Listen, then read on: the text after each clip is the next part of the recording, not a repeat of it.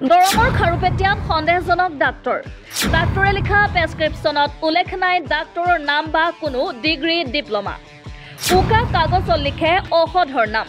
কি ডিগ্ৰী বা ডিপ্ল'মা গ্ৰহণ কৰি এনেদৰে চেম্বাৰ খুলি লৈ চিকিৎসা চলাই গৈছে সেয়া সন্দেহৰ আৱৰ্তত।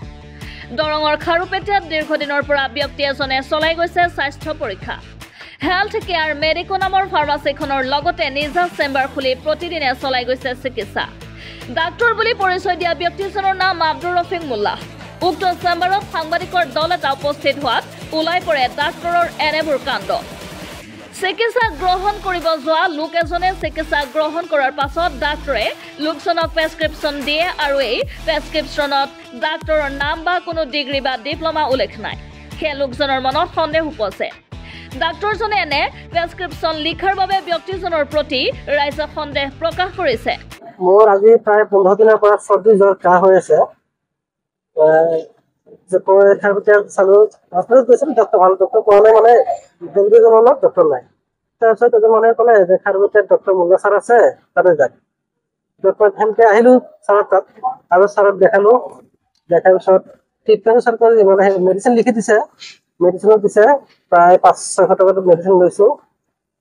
যি দেখা পালো ছাৰে যিটো প্ৰেছক্ৰিপশ্যন দিলে, প্ৰেছক্ৰিপশ্যনত ছাৰৰ নাম আছে না ডিগ্ৰী আছে, একদম ভুৱা প্ৰেছক্ৰিপশ্যন। প্ৰেছক্ৰিপশ্যনৰ যে এটা মানদণ্ড আছে, মানদণ্ড নাই। ডক্টৰৰ যিখিনি চিম্বল থাকিব লাগে, ডক্টৰৰ নাম থাকিব লাগে, একো নাই। ভুৱা প্ৰেছক্ৰিপশ্যন। মোৰ এটা সন্দেহ হয় যে ডক্টৰজন ভুৱা বুলি। চেম্বাৰত চালে, চেম্বাৰত চাইছে, নাই নাই ব্যক্তিগত মানে প্ৰাইভেট চেণ্টাৰ। খাৰুপেটীয়া আপোনাৰ লাভেৰিটোৰ ওচৰত ব্যক্তিগত চেণ্টাৰ। ইয়াতে ৰুম আছে, ৰুমত বহে। ভিতৰত মানে কোনো গমেই নাপায়, এখেত ডক্তৰ নহয় বুলি কোনেও গম নাপাব। চেম ডক্তৰ যে হেল্থ কেয়াৰ মেডিকল, এইটো অসম মুখ্যমন্ত্ৰী ডাঙৰীয়া আৰু যিহেতু আমাৰ হেৰি আছে ড্ৰাগ ইনস্পেক্টৰ আছে দৰঙত, তেখেত অলপ ভালদৰে ইনভেষ্টিগেশ্যন কৰি তেখেত ডক্তৰ হয়নে নাই, এনে ৰোগীৰ জীৱন হেতালি খেলি আছে, এইটোৰ ওপৰত অলপ ইনভেষ্টিগেশ্যন কৰিলে মানে ভাল হ'ব বুলি ভাবো। উল্লেখ্য যে ব্যক্তিজনৰ লগত থাকে 2-এগৰাকী সহায়িকাও। কি ডিগ্ৰী বা ডিপ্ল'মা গ্ৰহণ কৰি এনেদৰে চেম্বাৰ খুলি লৈ চিকিৎসা চলাই গৈছে সেয়া সন্দেহৰ আৱৰ্তত।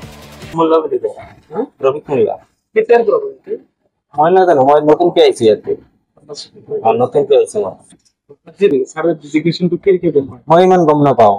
মই নতুনকে আহিছো না ইয়াতে, মই ইমান নাজানো। মই লিখিছে এনে ডক্টৰে কৰে। নাম কি করে ডক্টরের নাম? আরে আহিব না স্যার, আহিব না, আপনি বক না, আহিব আহি আছে। কৈছে পেশেন্ট চাই আছে বক।